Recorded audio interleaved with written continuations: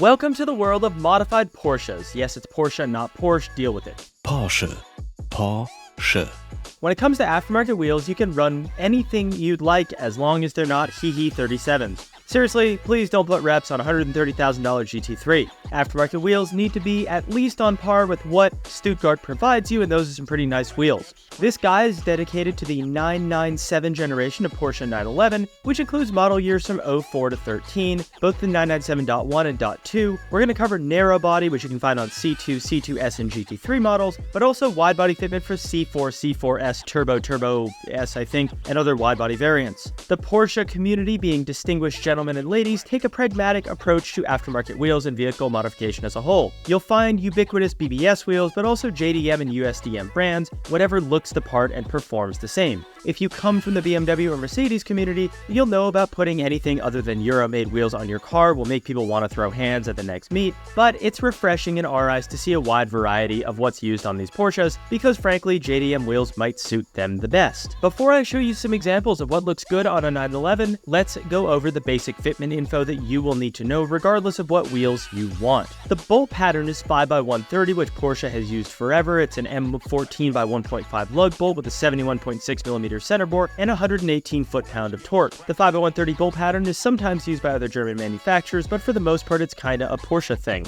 It's not the most widely supported PCD, but don't worry, plenty of wheels will fit your 997. We have over 8,000 possible wheel configurations in 5x130, which are linked down below. So first up, when you're sizing up your wheels or tires, one of the problems you might run into is the front fender liners. More aggressive wheels are often going to contact the liners during hard cornering. Luckily, this is a very straightforward fix. Just massage the plastic liners outward for extra clearance, or if you want to get more extreme, you could bust out the grinder and just cut a little section. They're just fender liners after all, depends how Porsche you are about it. If you have a GT car, the fenders are already pre-rolled. For other models, you're gonna have to do it yourself. This procedure isn't particularly involved, it's just standard fender rolling. Only difference is if you frick up the fenders, they cost triple that of a lesser car. Editors, why did you put BMW there?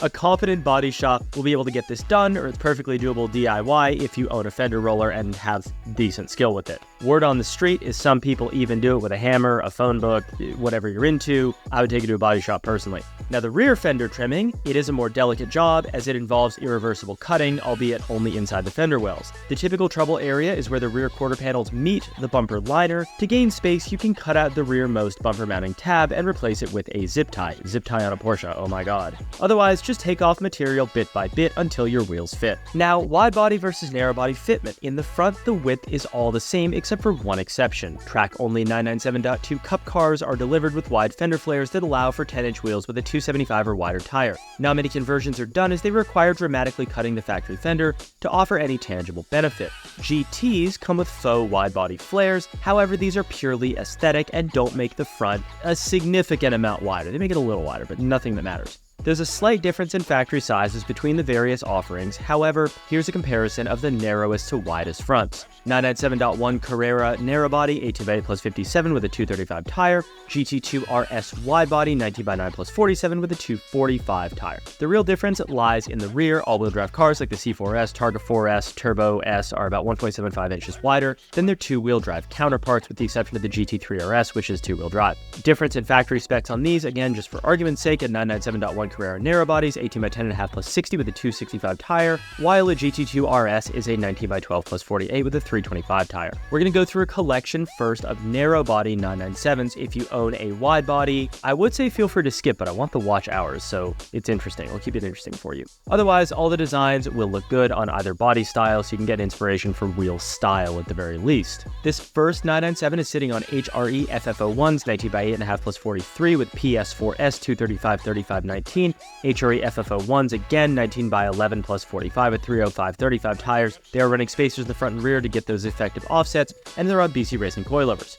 High-end American brands such as HRE or Vossen are always going to be staples with the exotic crowd, the 997 being no exception. These flow-formed HRE FF01s have the prestige of a top brand while only costing about $2,000 for the set. By default, this 06 Carrera S would have come with 18-inch wheels, however the owner did decide to bump it up to 19s, the typical size for aftermarket wheels that you're going to see on a 997. These specs are similar to stock, but they have been spaced out a little bit for more aggressive fitment. The front tires are a factory size that will not require any modifications, while the rears may need a slight roll or a little bit of trimming with those 305/30s. Note that this car is lowered on BC Racing BR coilovers, but despite being lower, it doesn't have any issues with rubbing. If you are looking for BC coilovers for your 997, you can grab them down below. Next up, Apex SM10s 19x9 plus 50, 19x12 plus 65, PS4S again, 245/35 and 325/30 respectively, stock suspension, rolled rear fenders, extra camber in the rear to fit those big boys. If you want to go as wide as possible in the rear, this is it. This is the setup for you. This .1 is running 19x12 plus 65 with a 325/30 PS4S tire. To copy this, you're going to have to roll the rear fenders and possibly do a little bit of trimming like we discussed earlier. Alternatively, adding a little bit of negative camber will also create some clearance. In general, mid-engine vehicles do take well to a bit of extra negative camber, so don't sweat it too much. This car is running about -2 in the back. The front fitment is more or less the same as the previous, with the only difference being a 245 tire instead of a 235. This next 997 is sitting on BC Forge RZ21 19x9 plus 45 with 245/35 PS4S, same wheel in the rear, 19x12 plus 64, effective plus 59 with a 315/30 tire, 5mm rear spacer for that effective offset. This 05 Carrera S has similar specs to the last, but with slightly different offsets. It did need rolled rear fenders and a little bit of camber. These wheels feature a concave design which suits the chassis super well, and despite the fitment being almost identical, the concavity makes it look a little bit more aggressive than the previous wheel setup. If you haven't noticed by now, Michelin Pilot Sport 4S's are the go-to tires for a street, track, everything you want to do oriented car like the 911. You might get PS4S's from the factory or possibly a host of others, but when changing out tires, the PS4S is favored for cars that will primarily be used in dry conditions. One of my favorite tires. It performs super well. They last a long time. They're freaking amazing. Next up, BBS CHR 20x9 plus 49, 20x11.5 plus 65, effective plus 50. PS4S, oh my god, again, 245/30, 305/25. 15mm rear spacers, as I mentioned before, no rubbing. We did eventually have to get to the Euro wheels like BBS Momo or OZ, and here we can see a 997 C2S with BBS CHR wheels. Nothing is more fitting than a German car on German wheels, and the CHRs have absolutely stood the test of time. We did a whole video on BBS, which is linked somewhere here, and why they're absolutely everywhere, not just on Euro cars. As far as fitment goes, you will notice this is the first set of 20-inch wheels we've looked at. The major downside with 20s is the sacrifice in comfort and sidewall height. You will have to downsize your tires, which will lead to a bit more NVH, but hey, you bought a Porsche, not a Rolls Royce, right? Fans of 20-inch wheels on this chassis agree that the aesthetics outweigh the slight loss in comfort and the little bit increase in weight, so if you like them, go ahead.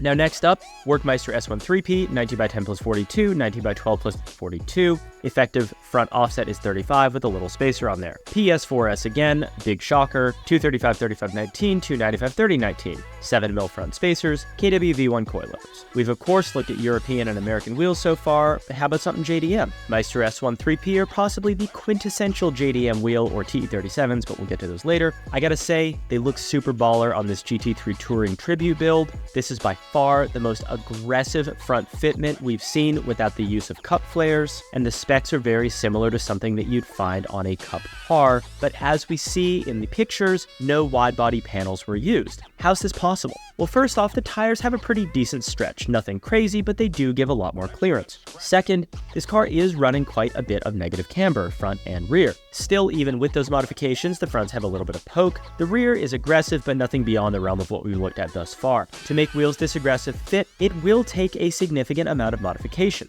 Trimmed inner fender liners, rolled fenders, and trimming of the rear bumper are all necessary to make these wheels fit. Now, wide body owners, we're getting to you. Here we're going to take a look at some examples of wide body fitment. The front fitment remains the same, all the attention is in the rear where those hips get a little wider. Typically the offset is where we're going to see a difference more so than the width, and with these all-wheel drive models, it's imperative to match the front and rear rolling diameters to not damage the drivetrain. First up, Volt TE37 19x8.5 plus 51, wrapped in 8008R 235/35/19s, TE37 again, 19x11.5 plus 45, 8008R 305/30/19, H&R springs, no rubbing, and they do clear the big brakes on this car. You knew TEs were coming coming sooner or later, here they are. This 997 Turbo is rocking an OG set, 19x8.5 51 in the front, 11.5 45 in the rear. They have a ton of brake clearance and clear the CCB or composite ceramic brakes with no issues. The front fitment is more or less identical to stock, while the rear gives about half an inch more poke. The owner did choose to reuse the factory tire sizes, and this is just OEM plus fitment that doesn't require any special work, especially considering this Turbo gets pre-rolled fenders from Porsche. This one is lowered on H&R springs, but with these specs there are no rubbing issues even under hard driving. Rohana RFX02, 20x9 plus 45, 20x12 plus 42, PS4S, again 245/35 and 305/30 on this one. Factory suspension, not lowered, no nothing like that. Slight rolled fenders. Maybe you want 20s on your widebody 997, well this is how it's going to look, 8.5 or 9 inch wide with a 45 as standard for the front, but 20x12 plus 42 will give you 3/4 of an inch more poke. These specs will give you perfectly flush fitment in the rear without having to mess with the alignment. The only caveat here is that you might have to do a little bit of rolling and trimming on those rear fenders to make them work. SSR GT3s on this one, 19x8.5 plus 37, Firestone Indy 500, 255/35/19, 19x11 plus 31 out back with a 325/30/19. This one is lowered on coilovers, rolled and trimmed rear fenders, slight roll on the front fenders, so pretty extensively modified. If you like this 997 4S on retro SSR wheels, good news, you are a sane person. Bad news, this particular model, the GT3, was discontinued sometime in the 2000s, very interesting story with them and tire rack actually. To replicate this look, you'd have to track a set down, do a step lip conversion with all new lips and barrels, new hardware, refinishing, drilling, blah, blah, blah, blah, blah. Custom building wheels like this is a passion project. We did it for about 10 years, and it sucks, to be honest with you. It might be more expensive and take more effort than just buying a new set of wheels, but the end result is a one of one, which, if that's something you're looking for, might be a good route for you. In my opinion, the fitment is perfect. Take note of just how wide those tires are, 255/35 in the front and 325/30 in the rear. This will require rolling, trimming, camber, etc. to make it fit, but as we can see, it's possible to make it work. So let's bring it all back together. I showed you retro JDM wheels, ultralight track-oriented wheels, dished wheels, concave wheels. Guess what? They all look great. Basically, you could plug into ChatGPT and say, give me wheels from a 911, and they'd probably look good. It's really hard to make a 997 look bad. Adding performance is another story. Porsche did a pretty good job with this car right out of the box, and the factory wheels and tires are generously sized. As we saw, it's possible to push a little bit further. In the front, you can drop the offset about 5 to 10 millimeters, and if you don't mind rolling the fenders, try a 245 tire to eliminate some understeer bias. For both widebody and narrowbody cars, bringing the rear out about half an inch will give you that perfectly flush fitment. Just avoid the one cardinal sin: please don't put rep wheels on your Porsche. Thank you guys so much for watching this video. If there's a fitment guide we should do next, drop it in the comments down below. Be sure to hit the subscribe button, hit the bell icon, and if you have a 997 or any 911, head over to our website and pick up a set of wheels. You can also add your 997 to our vehicle gallery to show it off to others and help them dial in perfect fitment. Thank you all so much for watching this video, and I'll see you in the next one.